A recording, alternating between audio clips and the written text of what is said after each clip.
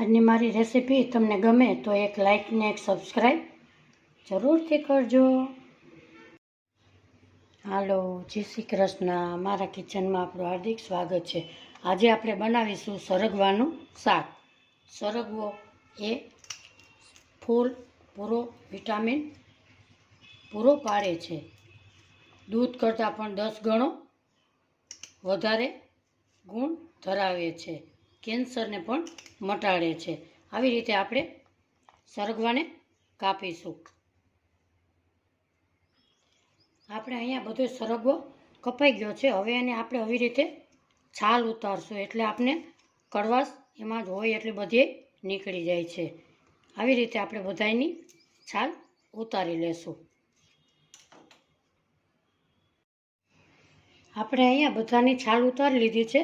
હવે આપણે મસાલો કરીશું. એક ગેસ ઉપર આપણે એક પેન મૂકેલી છે. એમાં મગફળીના દાણા શેકીશું.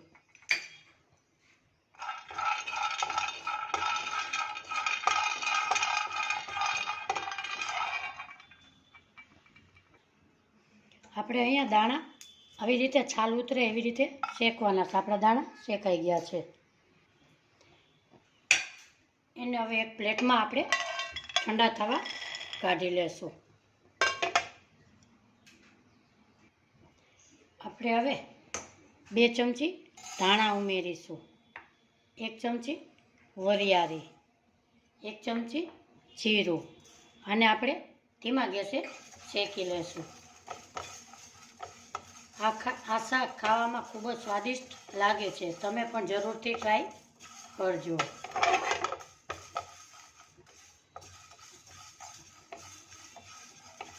બે મિનિટ થઈ ગઈ છે. આપણું બધું શેકાઈ ગયું છે. હવે આપણે ગેસ બંધ કરીશું. એને પણ એક પ્લેટમાં ઠંડુ થવા દેશું. અહીંયા આપણે ગેસ ઉપર એક પેન મૂકેલી છે. એમાં 2 ચમચી તેલ ઉમેરીશું.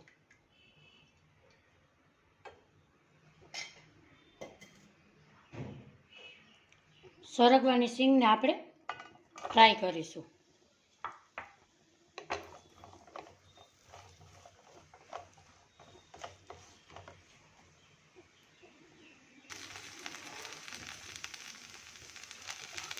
સરગવો ફ્રાય કરવાથી એમાં તમારે કડવાટ હોય એ તે નીકળી જાય છે. હવે એને એક પ્લેટમાં આપણે કાઢી લેશું. એમાં ઉમેરીશું આપણે 2 ચમચી તેલ. એક બટેટું ધોઈને મેં કટકા કરીને લીધું છે. એને પણ આપણે ફ્રાય કરીશું.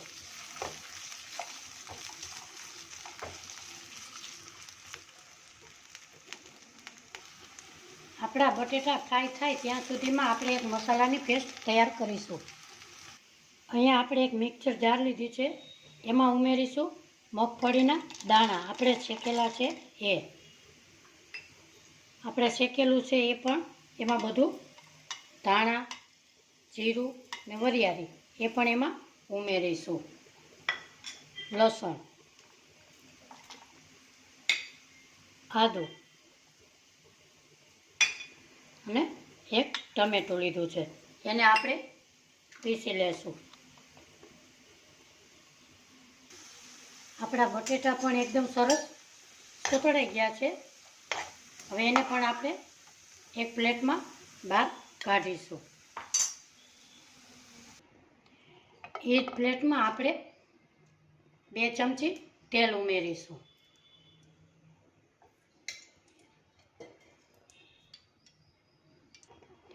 અહીંયા આપણું તેલ આવી ગયું છે. આપણે ઉમેરીશું જીરું,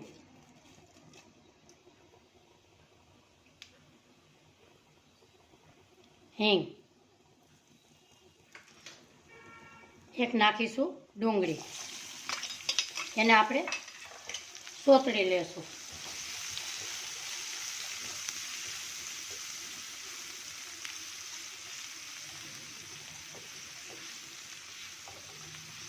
આજની મારી રેસીપી તમને ગમે તો એક લાઇક ને એક સબસ્ક્રાઈબ જરૂરથી કરજો. આપણી ડુંગળી સોતળાઈ જાય એટલે આપણે નાખીશું એમાં પેસ્ટ. આ શાક ખાવામાં ખૂબ જ સ્વાદિષ્ટ લાગે છે. તમે પણ ચોક્કસથી ટ્રાય જરૂરથી કરજો. અને આપણે મિક્સ કરી લેશું.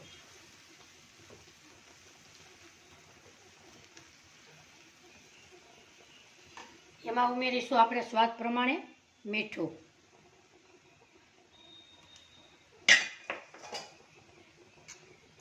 થોડીક અડધી ચમચી હળદર, 1 ચમચી લાલ મરચું,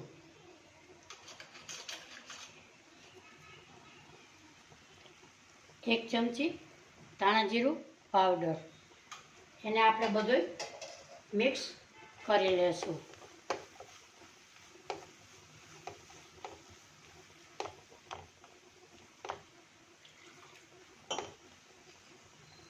એમાં આપણે નાખીશું થોડું પાણી.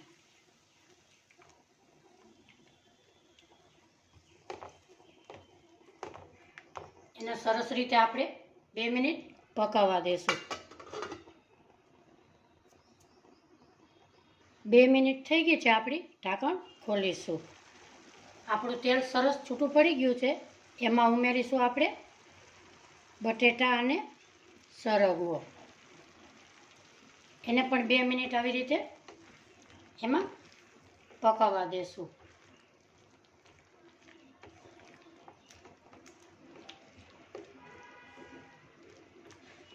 એમાં પણ થોડુંક પાણી નાખી અને 2 મિનિટ ઢાંકી દેશું.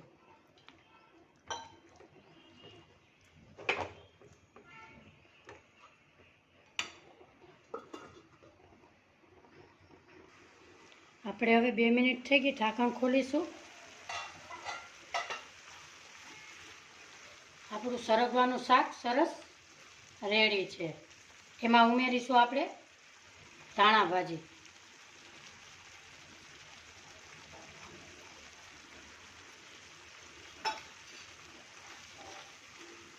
આપણે હવે સર્વ કરીશું. આજની મારી રેસીપી તમને ગમી હોય તો લાઈક, શેર અને સબસ્ક્રાઈબ જરૂરથી કરજો.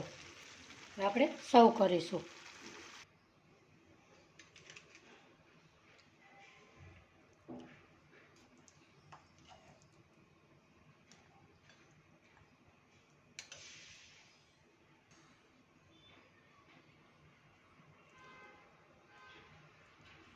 આજની મારી રેસીપી તમને ગમી હોય તો એક લાઈક ને શેર સબસ્ક્રાઈબ જરૂરથી કરી દેજો.